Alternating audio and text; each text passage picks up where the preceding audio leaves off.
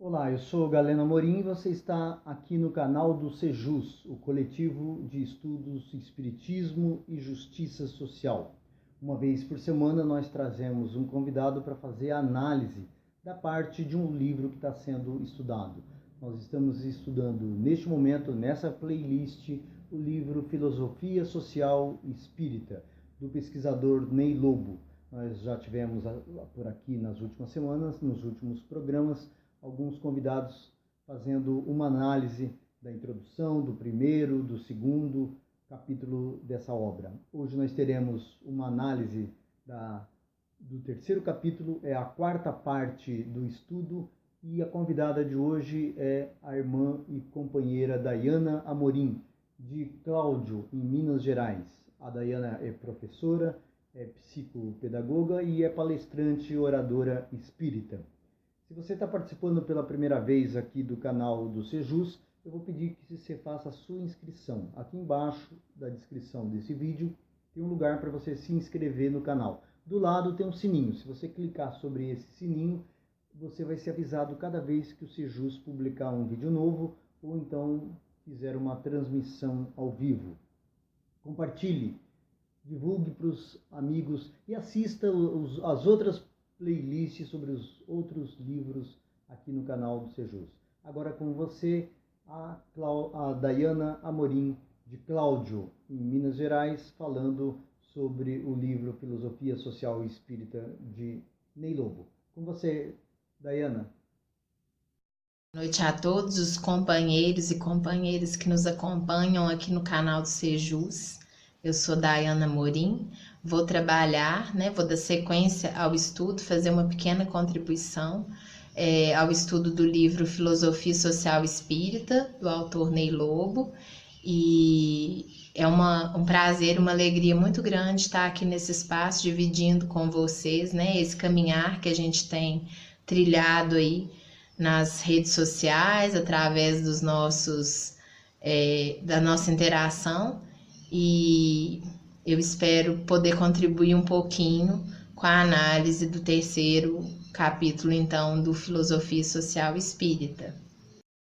Os companheiros que me precederam nesse estudo do terceiro capítulo já falaram bastante sobre o Ney Lobo, sobre o objetivo dele com a obra Filosofia Social Espírita, que é uma crítica ou uma análise, ou uma tentativa de aproximação e contestação em alguns pontos da doutrina espírita ao socialismo, ou ao comunismo, ou ao marxismo. Então, já foi dito que ele era um militar, que ele também atuou na educação, na área da pedagogia espírita, teve grandes contribuições aí no sentido da educação, e que o objetivo da obra já fica bem explicado nos vídeos anteriores. Para começar a falar sobre o terceiro capítulo, que vai ser um estudo mais curto e mais sintético, uma vez que o terceiro capítulo do livro Filosofia Social Espírita, ele tem o objetivo de sintetizar o que ele vai tratar nos próximos capítulos da obra. E se eu me aprofundar muito, eu posso correr o risco de passar, de adiantar os temas que ele vai tratar e adiantar o estudo dos próximos colaboradores. Eu queria fazer algumas considerações antes de entrar propriamente no capítulo. A parte que eu vou analisar o capítulo tem muito pouco de análise e mais da leitura e da apresentação mesmo do que ele está querendo fazer nesse capítulo. E eu queria começar falando sobre a posição de Kardec nas obras póstumas, onde tem uma visão mais esclarecida do que ele pensava na época sobre a sociedade, o que ele organizou nesse sentido. Ele fala que a base social não é a base do edifício social, não é a liberdade, muito menos a igualdade, mas sim a fraternidade. Aí ele está aludindo ao tema da Revolução Francesa, que aconteceu 100 anos antes da publicação das obras póstumas, e onde há um exame sobre os temas sociais e políticos nas obras póstumas. E uma síntese que é muito importante, que é primordial para a gente entender, né? Essa é a visão de Kardec e talvez a posição do espiritismo, da doutrina espírita, dentro do que a gente possa entender como justiça social, é essa fala, que é: uma civilização de verdade exigirá que nela reine primeiro o sentimento de fraternidade. Sendo todos fraternos uns com os outros, a igualdade far-se-á. De modo natural e, por consequência, haverá liberdade real, porque ninguém terá motivos para temer a ação do próximo. Então, aqui Kardec coloca como base primordial da regeneração ou da melhoria das condições de vida, né, do que a gente considera aí como a justiça social, a fraternidade. Eu penso que a maioria de nós que estamos estudando aqui, pelo menos esse é o meu ponto de partida, Jesus e o Evangelho é o caminho que me leva ao socialismo.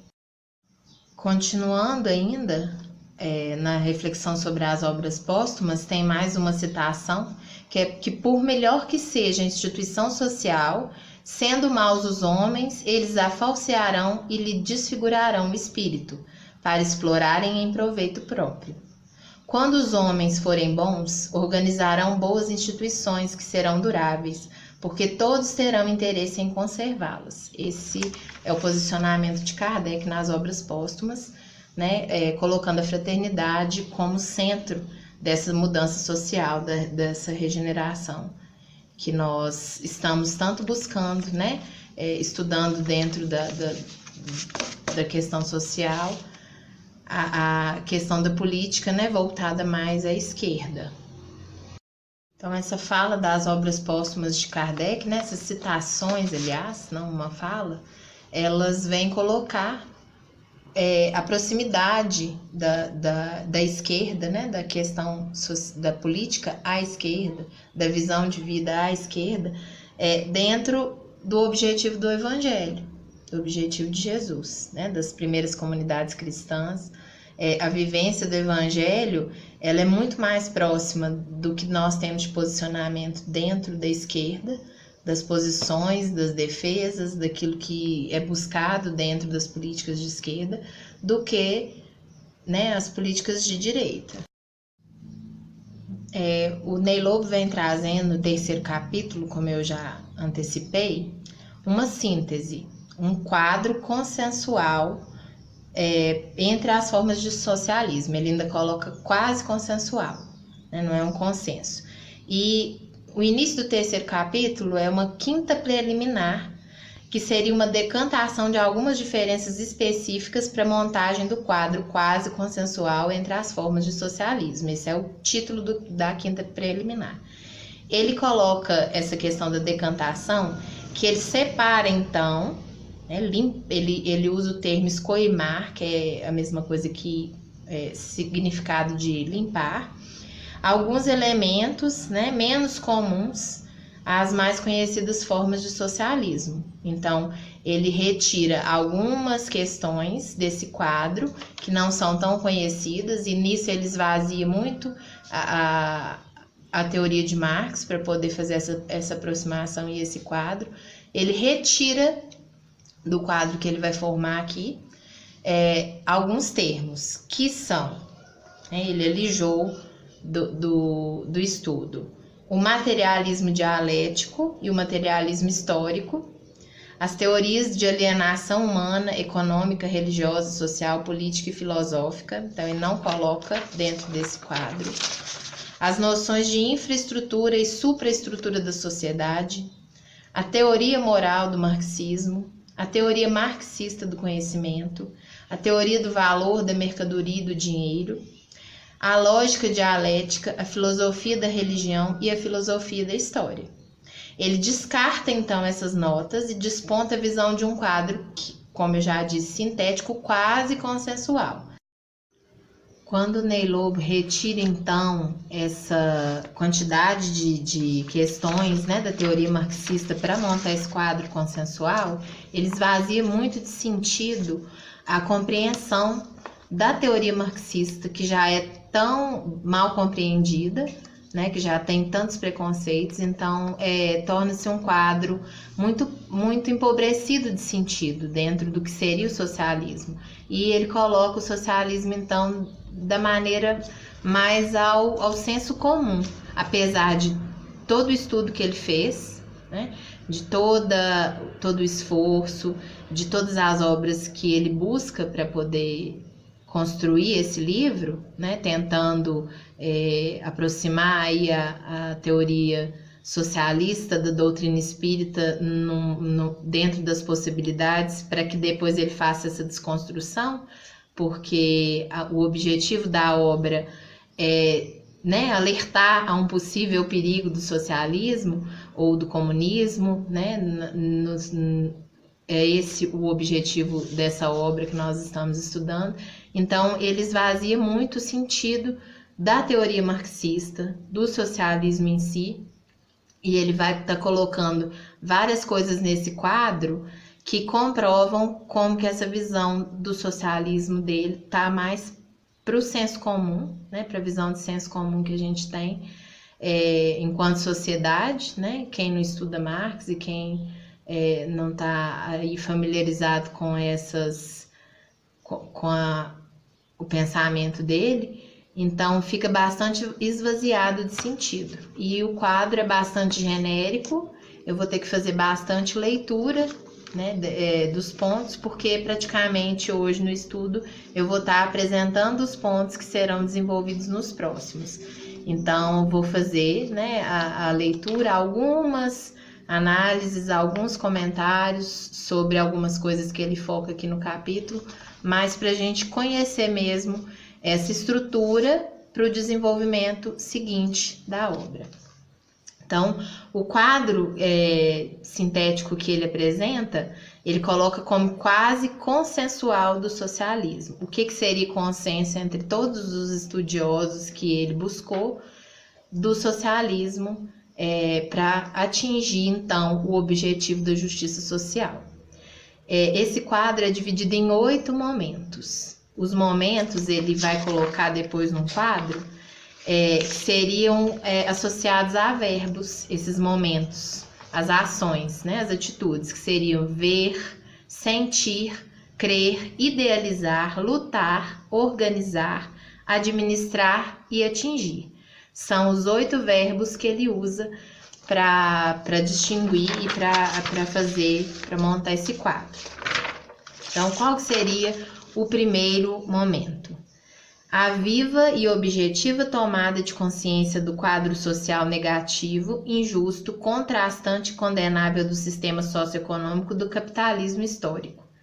Então, o primeiro ponto, o primeiro momento é a tomada de consciência da desigualdade social, do quadro negativo e de que a nossa sociedade, da forma como está organizada, não atinge, né, o objetivo de justiça social de forma alguma, porque tem muita concentração de renda na mão de poucos e a maioria, uma grande maioria de pessoas que são exploradas, né, nesse sentido e não tem o fruto do seu trabalho, que é o princípio, né, de Marx.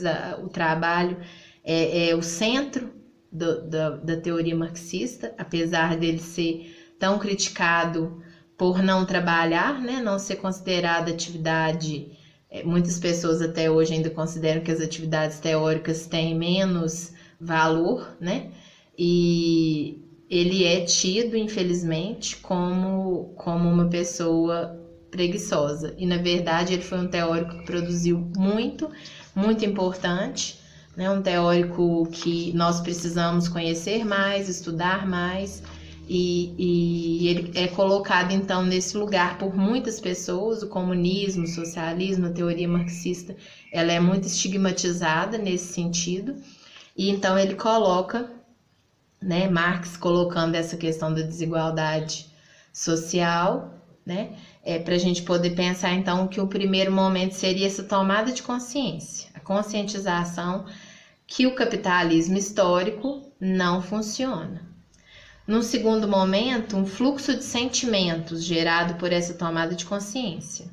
Então, seria o sentir. No terceiro momento, uma trama de crenças sociais como consequências desses sentimentos. Quarto momento, a fixação mental do ideal de igualdade e de justiça social. Quinto momento, a adoção de um sistema integrado de formas de luta para a conquista do poder político. O sexto momento, a organização do sistema político eficiente para a transformação da sociedade. O Estado socialista, está negritado, Estado socialista. O sétimo momento, a seleção de processos econômicos a serem acionados pelo Estado para a transformação da sociedade. O Estado aqui tem o papel de organizar, né, de direcionar a justiça social. É ele que vai ter o papel central de organizar a produção e daqui a pouquinho a gente entende um pouquinho melhor isso. E o oitavo e último momento que ele coloca é a conquista do objetivo final. A justiça social é o objetivo final e pleno desenvolvimento da personalidade humana. É um quadro bastante sintético, como vocês podem ver, e dentro desses primeiros esses 8 momentos que ele coloca, ele vai colocar pontos de desenvolvimento de cada um desses momentos. Então, no primeiro momento, que é o momento da tomada de consciência, né? O verbo desse momento é o ver, né? Que no meu entendimento a gente tem que substituir a palavra ver por perceber, porque a gente não só vê o mundo, né? A gente o percebe pelas mais diversas formas de sentido. Ver o mundo, né? A gente o percebe pelas mais diversas formas de sentido. A percepção. Primeira coisa para que esse quadro de coisas se concretize, para esse quadro analítico consensual do socialismo vir a ter efeito, para essa sociedade caminhar para a justiça social, é a viva e objetiva tomada de consciência do quão negativa é a desigualdade social, né? Do quanto as pessoas sofrem. Então, o primeiro ponto que ele coloca nesse momento é a conscientização da exploração dos economicamente fracos, que são os que não possuem os meios de produção, os não possidentes, pelos economicamente fortes. Então, seria aqui a exploração da classe feita da classe dominante dos meios de produção pelos economicamente fracos. O segundo ponto é a percepção da miséria que é resultante dessa exploração em segmentos cada vez mais extensos da população. Perceber que a miséria é cada vez maior, que a desigualdade social cada vez maior e a concentração de renda na mão de poucos cada vez maior. É uma das percepções que a gente teria que ter. Terceiro ponto, o emprego muitas vezes antissocial da riqueza produzida socialmente, que é feita pelo trabalho de todos, por apenas alguns, e através da percepção do luxo, do desperdício, do fausto, né, que é o mesmo sentido do luxo, né, que há o tripudiar, né, sobre os paupérrimos, que as pessoas, tem tantas pessoas que não possuem, enquanto outras esbanjam, né, estão aí no luxo. Da indiferença do Estado, quarto ponto, da indiferença do Estado liberal clássico frente a esse quadro ou sua impotência para mudá-lo. Então, o quarto ponto que seria imprescindível para essa compreensão é que o Estado é indiferente ou incompetente para mudar esse quadro. O Estado como está, o Estado clássico. E o quinto ponto dessa primeira parte da percepção é da comoção dos oprimidos e da agitação de toda a sociedade, da atitude de revolta contra o Estado e a classe que o mantém. Então aqui ele já coloca a revolta, né, como uma premissa do socialismo. Eu creio que nesse sentido ele já quer desqualificar, dependendo do sentido que ele quer dar à palavra revolta. O segundo momento, que é o fluxo de sentimentos, aqui o verbo é o sentir. O sexto ponto, então, da inconformidade com essa situação, tendendo também para a revolta. O sétimo ponto, a aversão à concentração de riqueza na mão de alguns, né, de pessoas físicas ou jurídicas, a aversão, então, da desigualdade social e da concentração de renda, ou seja, aversão à propriedade privada. Aqui também eu acredito que ele coloca bastante no senso comum essa questão da propriedade privada, que é um dos maiores medos que as pessoas têm em relação a uma sociedade socialista ou comunista, de perderem a sua casa ou o seu carro, que é uma ideia que está no imaginário. A gente escuta desde criança coisas como, num país socialista, as pessoas, se você tem uma casa grande, as pessoas podem vir morar com você, uma pessoa de outra família que você não conhece, são questões do senso comum, né, que estão no ideário. Então, esse esvaziamento que eu comentei antes da teoria marxista, ela leva muito a esse socialismo mais que está na cabeça das pessoas, mais do senso comum mesmo, e que não consegue ser aprofundado, porque Marx não combatia assim dessa forma a propriedade privada, como se as pessoas não tivessem direito a acesso, por exemplo, nem mesmo à sua casa. A propriedade privada que era criticada, mais criticada por Marx, é a propriedade dos meios de produção, não aquilo que o trabalhador consegue conquistar com o seu trabalho, né? Que ele gostaria que cada um tivesse conforme o trabalho.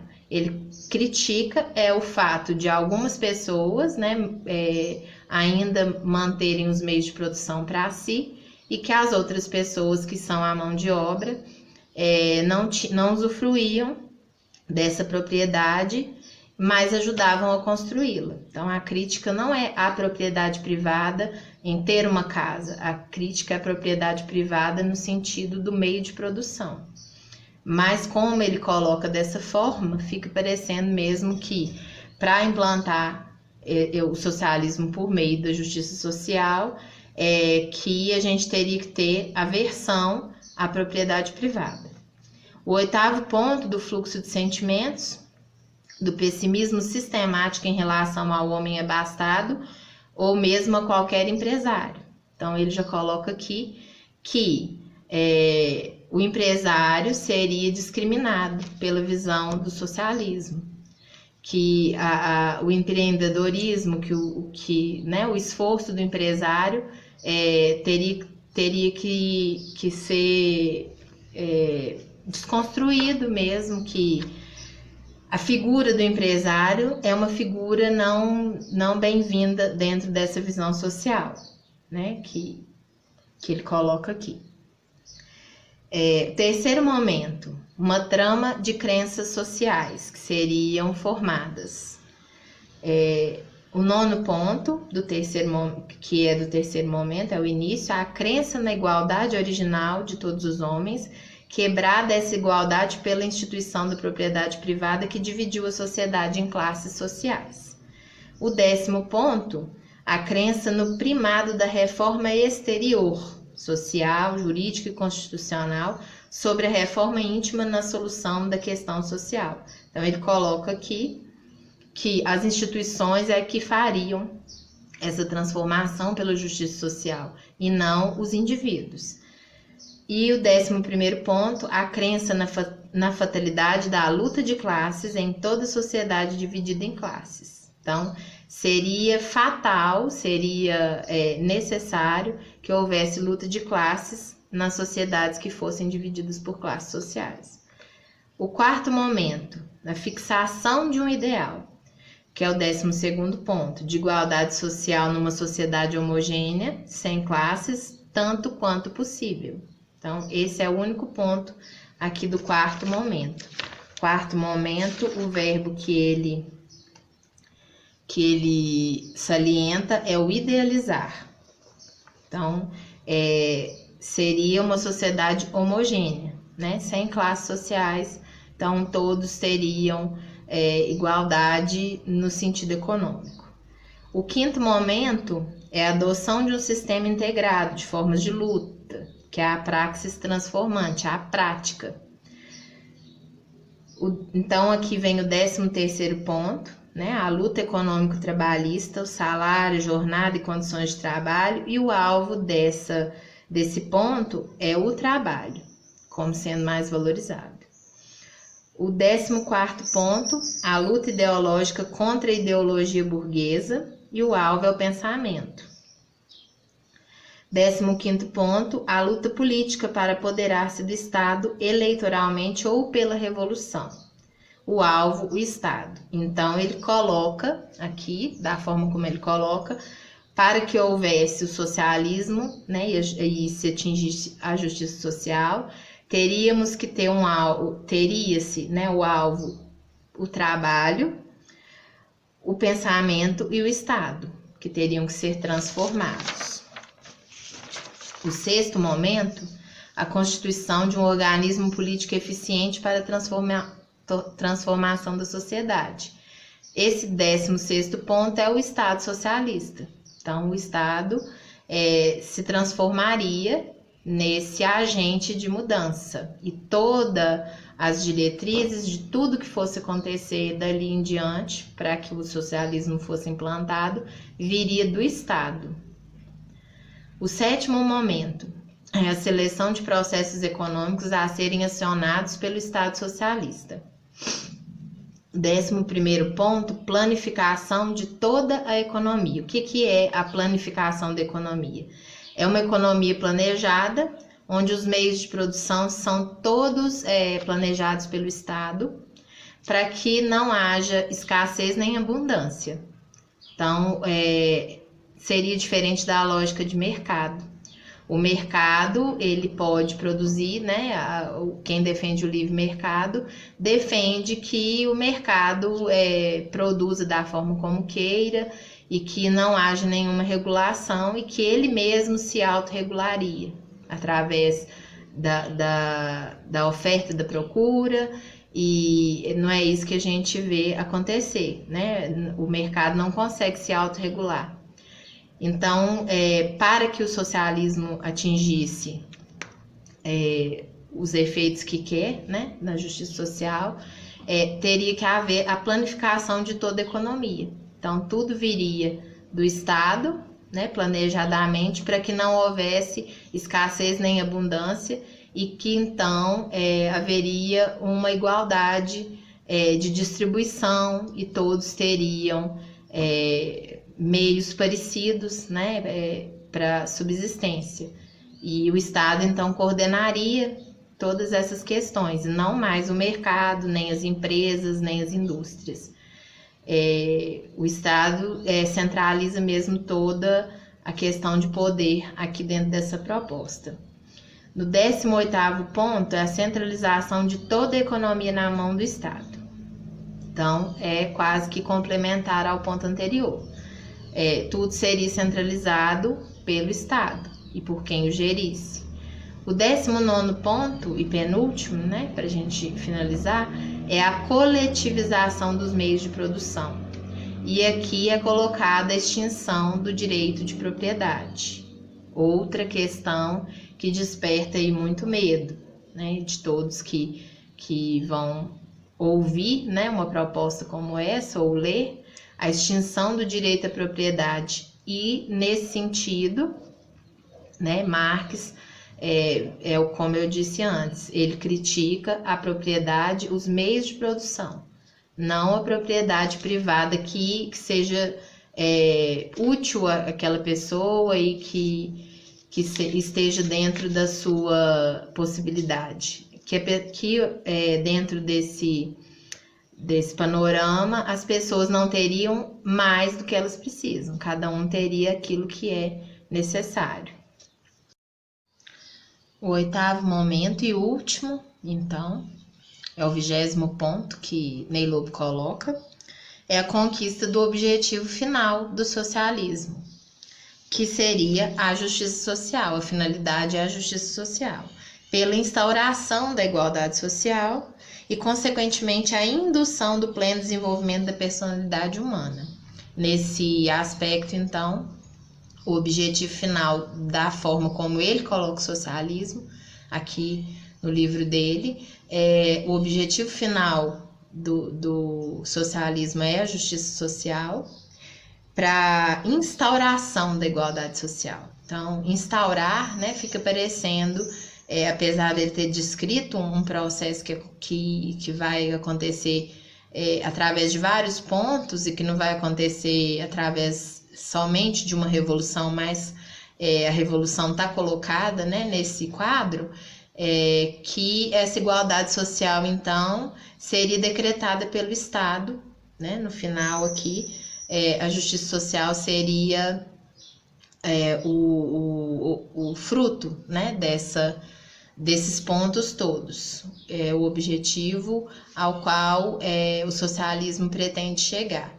Mas eu penso que ele também coloca isso de uma forma como se, seguidos todos esses pontos dentro do socialismo, fosse ser decretado pelo Estado, que o Estado tivesse essa capacidade, né, de decretar, de dizer que a partir dali a justiça social estaria concluída. Então, os pontos que ele coloca são esses. E ele finaliza o capítulo falando que agora, dentro desse quadro analítico de 20 pontos que ele levantou, apesar de ele ter tirado tanta coisa da teoria marxista e da teoria socialista, ele montando, então, esse quadro e tirando as preliminares que o precediam, fazer agora cabe induzir sobre ele as luzes da doutrina espírita. E que assim ficaremos em condição de fazer um paralelo, né, entre essas duas linhas de desenvolvimento, socialista e espírita, face a face, ponto por ponto, os 20 itens acima alinhados. Esse é o final do capítulo. Então, a análise de como ele vai comparar isso com a doutrina espírita, né, esses pontos que ele coloca do socialismo, essa construção que ele faz do que seja o socialismo, vai ser feita pelos próximos colaboradores, pelos próximos companheiros que estão aí na tarefa. Mas é muito importante a gente observar a forma como ele constrói, então, um socialismo para que depois ele possa fazer esse paralelo. Ele faz uma construção retirando da teoria de quem a construiu, né? Ele retira pontos muito importantes, faz uma construção do que seria o socialismo, muita coisa baseada no senso comum ou em teoria, na forma como é colocado por autores, né, que estudam o socialismo, mas eu acredito que dentro de uma forma mais combativa, de uma forma mesmo a criticar, né? Ele vem muito sutilmente colocando esses 20 pontos para que ele possa depois ir desconstruindo através dos postulados que ele vai colocar da doutrina espírita. E o estudo que a gente tinha para hoje, né, finaliza aqui. Eu espero que a gente continue aí nessa jornada do Sejus. Espero que tenha sido útil, que dê para entender um pouquinho. Eu costumo falar de forma bem coloquial, bem facilitada, né? E não teve muito como fazer tanta análise, porque os pontos já estão colocados pelo Ney Lobo. A gente vê, né, e percebe a forma como ele colocou esses pontos para se adequar dentro daquilo que ele queria trabalhar. Ele foi colocando, retirando aquilo que ele achava que não podia ser comparado com a doutrina espírita e faz essa análise.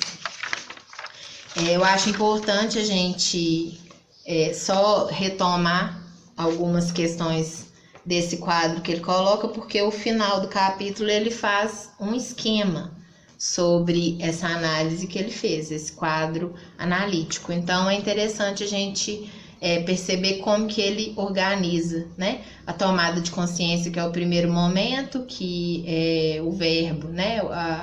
A atitude que é o ver, é a exploração econômica, a miséria, o mau emprego da riqueza, a indiferença do Estado e a revolta dos oprimidos. Aqui é a conscientização.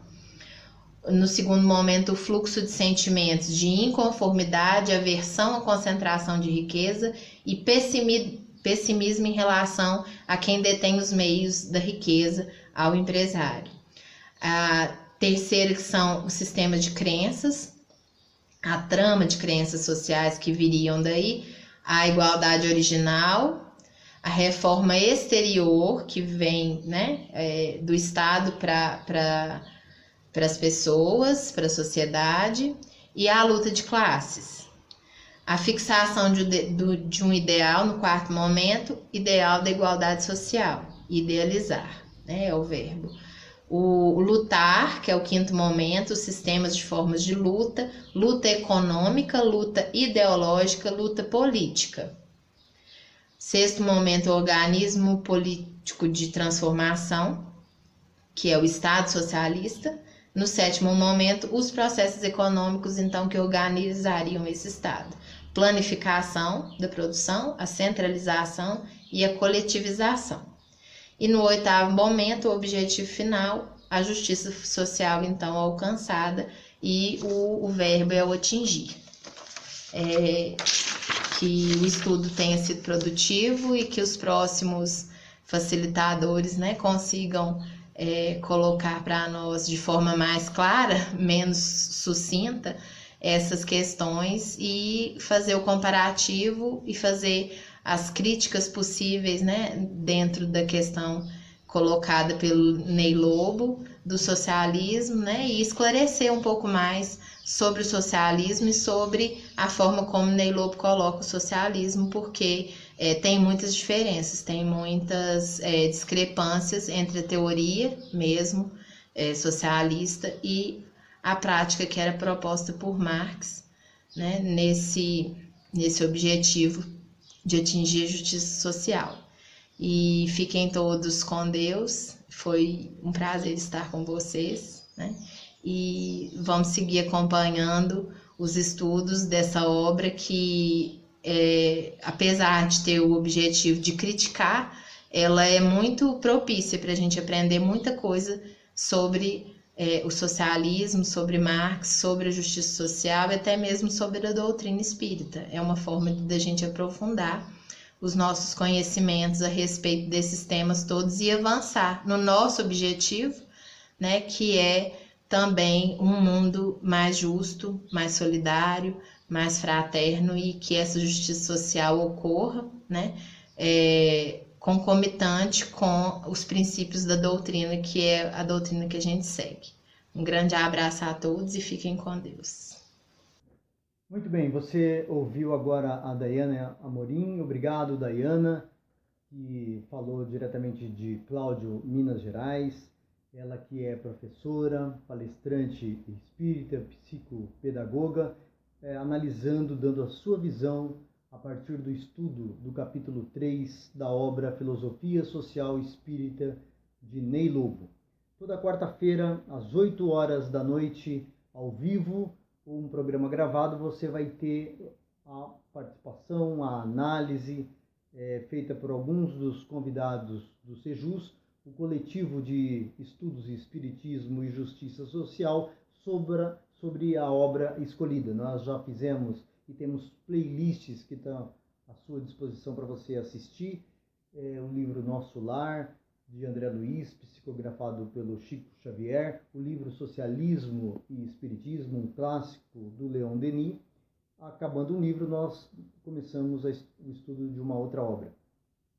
Participe do nosso canal do Sejus aqui no YouTube, fazendo a sua inscrição aqui embaixo da descrição e clicando sobre o sininho do lado para ser avisado cada vez que um vídeo novo for levado ao ar ou ter início uma transmissão ao vivo. Mas participe também da nossa página do Sejus no Facebook e do nosso grupo de estudo no WhatsApp.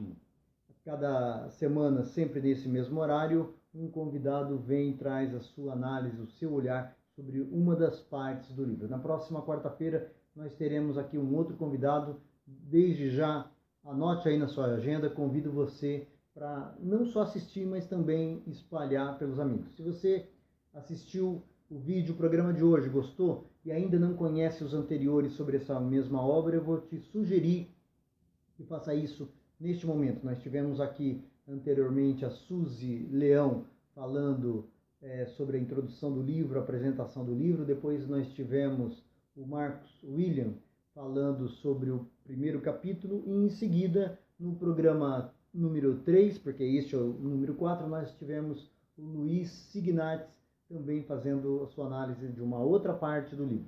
No conjunto, nós teremos estudado ao final de 12, 13 programas todo esse livro, que é um livro de fôlego que demandou muita pesquisa, do pesquisador Ney Lobo. Então, até a próxima quarta-feira. Um grande abraço para você. Fique com Deus.